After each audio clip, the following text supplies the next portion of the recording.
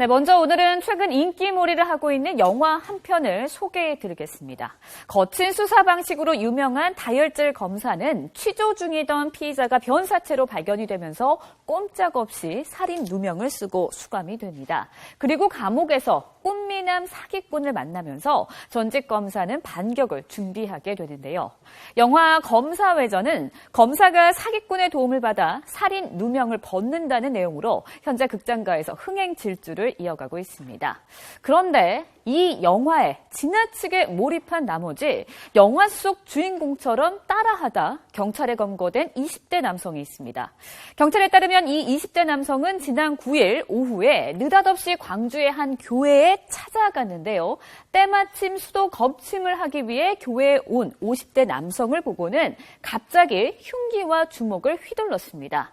왜 그랬는지 경찰이 조사를 해봤더니 이 남성 교회에 오기 전에 영화 검사외전을 봤는데 수도 검침원을 침입자로 착각을 해서 그랬다고 진술했습니다. 상식적으로 잘 이해가 가지는 않는데요. 지금 함께 이야기 나눠보도록 하겠습니다. 예, 지금 유지연 앵커의 얘기 전적으로 동감합니다. 이 상식적으로 이해가 안 가요.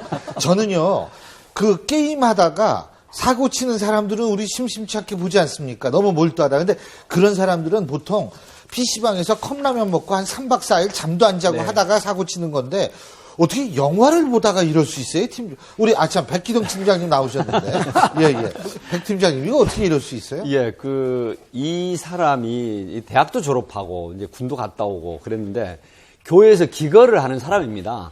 근데 이제 조현증이라고 그 치료를 좀 받고 있었던 사람인데 영화 예전 이게 강주 동부경찰서 형사 2팀에서 사건을 했더라고요. 근데 이제 왜 찔렀느냐고 하니까 제가 들어오기 전에 박준 변호사 영화를 보셨다고 들었는데 내용이 이겁니다. 그 감방에서 이감을 하는데 사주하는 사람이 더 이상의 어떤 수사나 추적, 폭로를 피하게 하기 위해서 그 황정민이 주인공이 황정민을 칼로 찌르는 장면이 있습니다. 근데 이 친구는 바로 그 황정민이 자기로 생각한 겁니다. 예, 그래서 자기가 검사였다가 깜빵이 들어간 검사였다. 그렇습니다. 그러면 교회가 깜빵이다. 그래서 이제 그런 어떤 그 이상한 어떤 코스프레 형식의 그런 생각을 가지고 있다가 결국은 환청이 들렸다.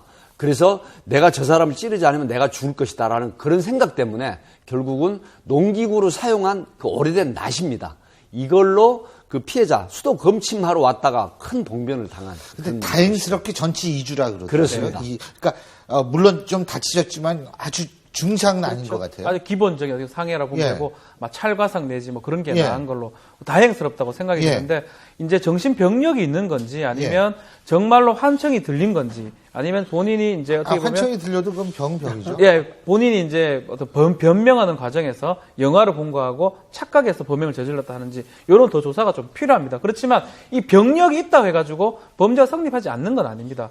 만약 우리가 말하는 어떤 심신미약이나 상실 상태나 그런 거는 완전 어떤 범행을 저지를 때 뭐 술에 만취했다든지 아니면 어떤 약에 취해서 진짜 상황 자체를 파악하지 못한 정도 그 정도가 돼야지만이 심신상실이 되는 거고 뭐 이 정도라면 사실 어떻게 보면 본인이 다 인지를 했다고 봐야 되거든요. 그래서 무죄가 될 가능성은 없어 보입니다. 그러니까 지금 박지훈 변호사께서 말씀하시는 건 뭐냐면 과거에 조현병의 병력이 있다 하더라도 그렇죠. 그것이 이 완치가 되는 상태에서는 전혀 과거의 병력하고는 상관없이 그렇죠. 병력이 사실 많거든요. 정신병이라는 게 정신병질이라는 게 있기 때문에 많은 어떤 국민 사람들이 정신병질은 약간씩은 갖고 있습니다. 그럼 치료를 받았다 해가지고 모든 범죄에 가는 경우는 거의 없거든요. 그래서 그런 치료를 받았다 해가지고 무죄가 되고 이렇게 되지는 않는다는 걸 말씀드리고 싶습니다.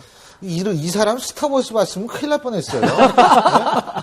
아니 근데 이렇게 영화 보고서 범죄 저지른 사례가 있어요? 진짜 많습니다. 외국 같은 경우에는 그 다크 나이트 라이즈라고 2012년도에 배트맨.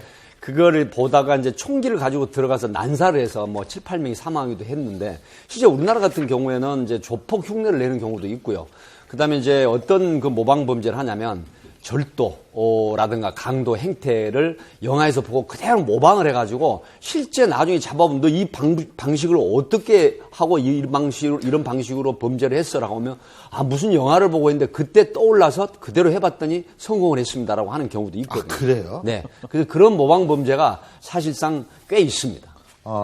근데 이 사람 같은 경우에는 당연히 구속이 되는 건가요? 근데 지금 전치 2주면 이 정도면 지금 정확히 모르겠지만 뭐 상해 내지 뭐 특수 폭행 뭐 이 정도 될 것 같은데 주수 결과를 기준으로 봅니다. 예? 2주 상해, 2주 네, 상해거든요. 2주 상해면 통상은 구속한 사안을 안 봅니다.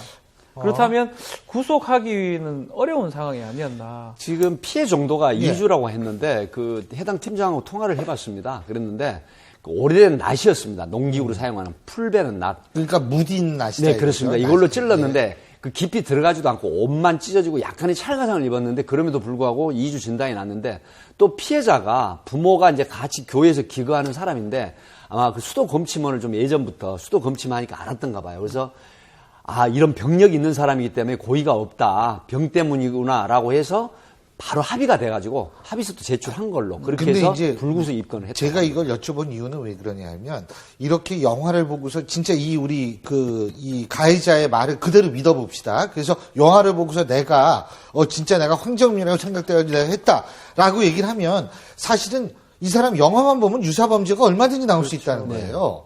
문제는 이제 그런 부분을 어떻게 그러면 컨트롤할 수 있느냐 이런 부분이 중요한 거 아니겠어요? 그러니까 결국은 지금 어떤 보도에 따르면 병원에 잠시 보냈다고 하고 기가 조치를 했다라는 거거든요.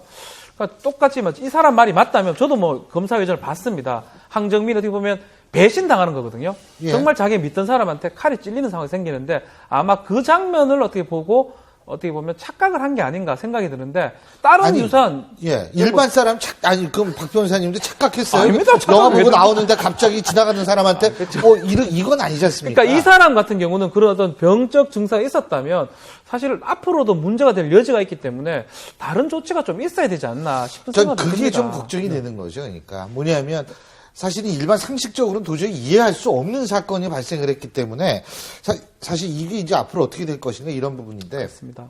자